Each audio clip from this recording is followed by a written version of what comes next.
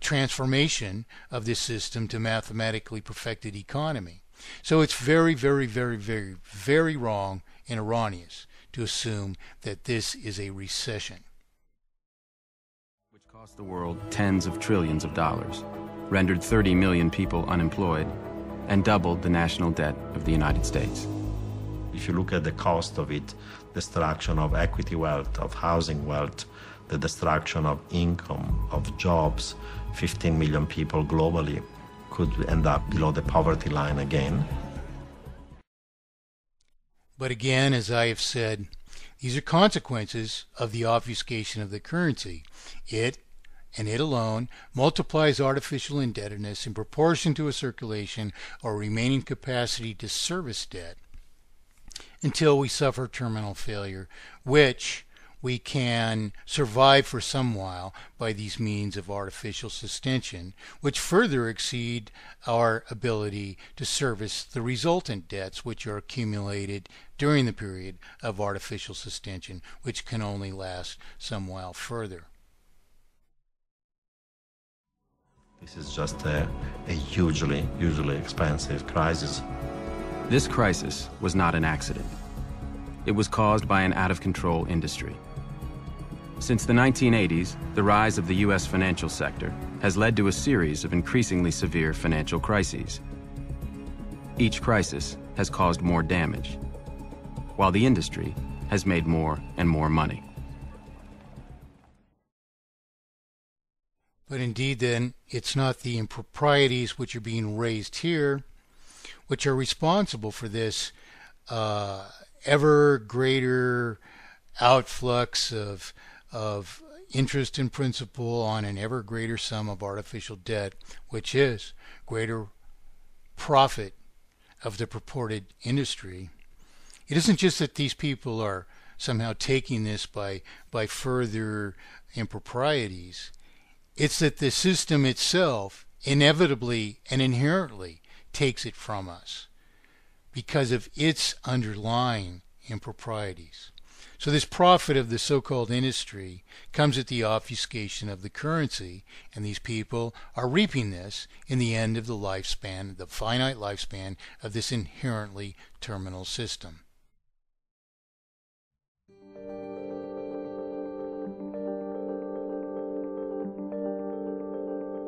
After the Great Depression, the United States had 40 years of economic growth without a single financial crisis.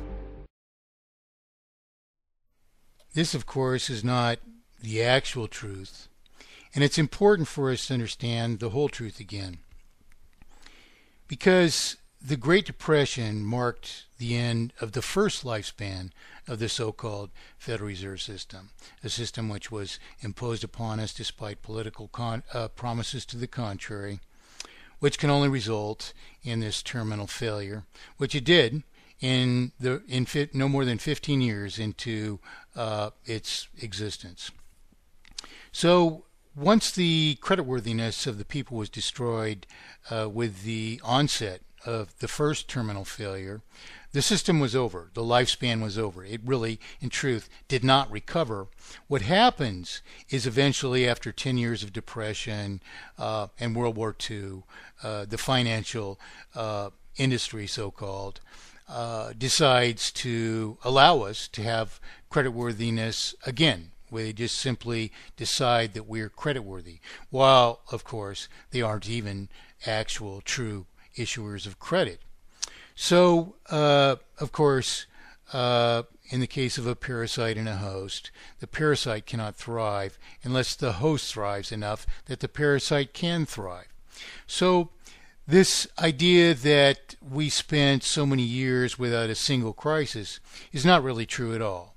In truth, yes, indeed, the initial lower rates of escalation of artificial indebtedness are slower in the beginning of the lifespan. Therefore, it doesn't seem to impose any crisis. But the crisis exists all the while. It's manifesting. It's gaining inertia. It's escalating at an ever-escalating rate. So many years into the lifespan, or so far into the lifespan, it begins to generate the very crises which have just been described to be of increasing magnitude, you see, because and the reason that they are of increasing magnitude is because slipping behind on the monumental debts which are inevitably engendered by this obfuscation of the currency is all the more destructive to us, you see. So this is the issue still. It's the obfuscation of the currency. And it is wrong for us to simply think that somehow under this system we can endure for some while without consequence merely because we haven't suffered crises in the initial phases of the lifespan. The financial industry was tightly regulated. Most regular banks were local businesses, and they were prohibited from speculating with depositors' savings. Investment banks, which handled stock and bond trading, were small private partnerships. In the traditional investment banking partnership model, the partners put the money up. And obviously, the partners watched that money very carefully. They wanted to live well, but they didn't want to bet the ranch on anything. Yet again, this thing they call living well is to take unearned profit at the expense of true free enterprise and the very opportunity for just reward for production. On the other hand, what they're describing here as existing well at one time likewise relates to earlier stages of the lifespan at which these processes of unearned taking, further unearned taking beyond what the obfuscation of the currency is imposing upon us, can survive for some while. But in the end, when this is done with money which isn't even rightly the property of banks, and even as these banks are called investment banks or whatever, what they're doing with this is to take further unearned taking, and when that ability to do so is compromised by the underlying obfuscation of the currency, dedicating so much of the circulation to servicing the artificial sum of debt to the central banking system, this deprives these entities from this ability to take so much from us. So they are compromised as well. And of course, in the end, they seek to pursue even more vicious schemes of unearned taking in the end by this under this multiplication or terminal stages of artificial indebtedness. And so, of course, all the more so in the end of the life cycle, they seek to relieve themselves of any regulation. Likewise, what can the regulation do? It would extinguish these entities if it prevented them from these vicious practices, because the vicious practices have to be so vicious in order to survive this ever-escalating sum of artificial indebtedness, which is imposed upon us by the underlying obfuscation of the currency by the purported central banking system. Paul Volcker served in the Treasury Department and was chairman of the Federal Reserve from 1979 to 1987. Before going into government, he was a financial economist at Chase Manhattan Bank. When I left Chase to go in the Treasury in 1969, I think my income was in the neighborhood of $45,000 a year. $45,000 a year. Morgan Stanley in 1972 had approximately 110 total personnel, one office, and capital of $12 million. Now, Morgan Stanley has 50,000 workers and has capital of several billion and has offices all over the world.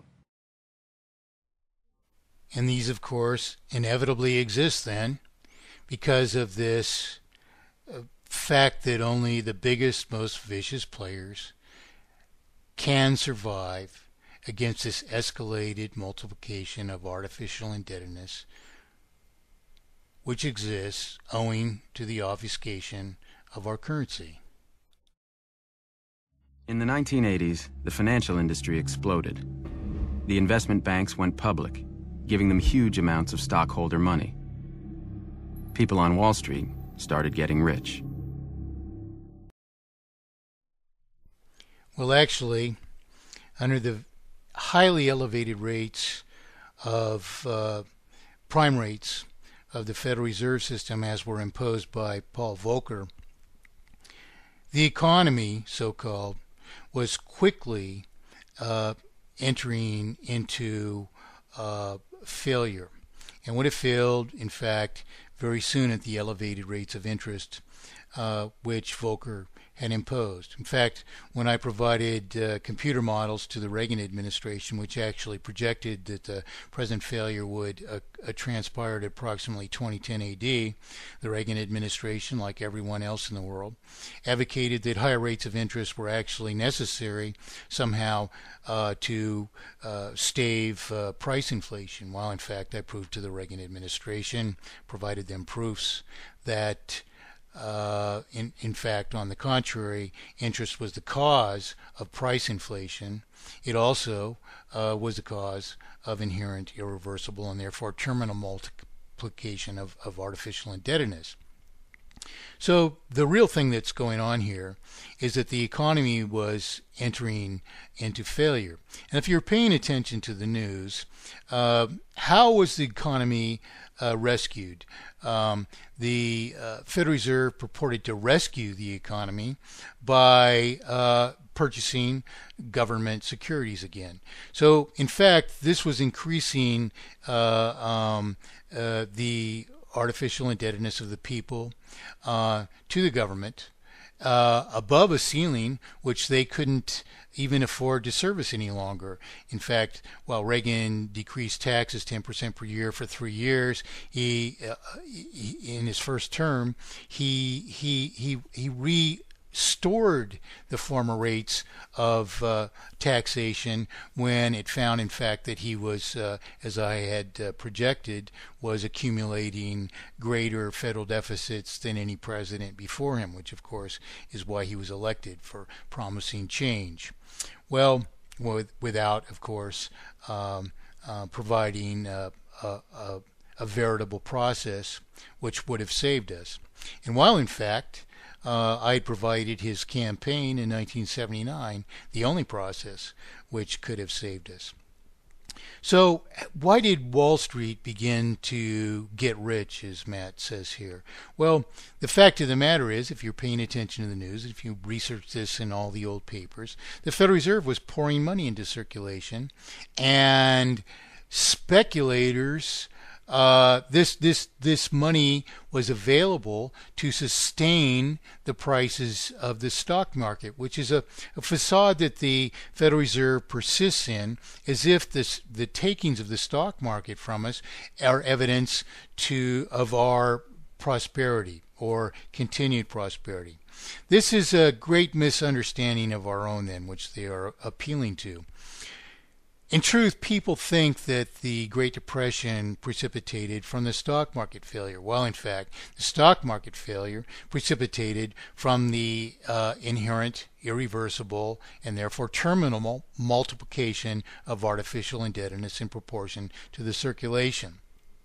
So this is our misunderstanding. So we believe that if they pour enough money into circulation, accumulating further